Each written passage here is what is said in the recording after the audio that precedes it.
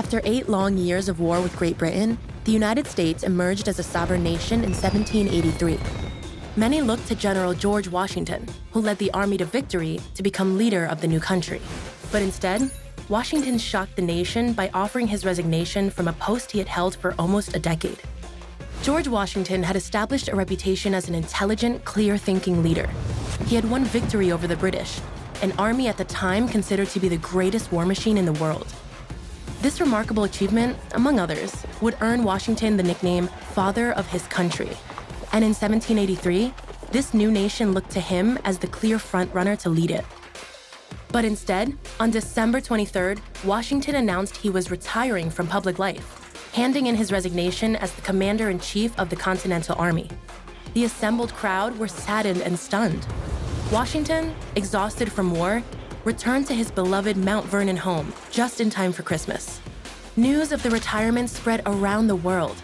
King George III, whose army Washington had just defeated, is said to have uttered, "If he does that, he will be the greatest man in the world." He, like other European royalty, had feared Washington's example could inspire revolutions against other monarchs. So what had motivated him to give up power at the very moment it was his for the taking?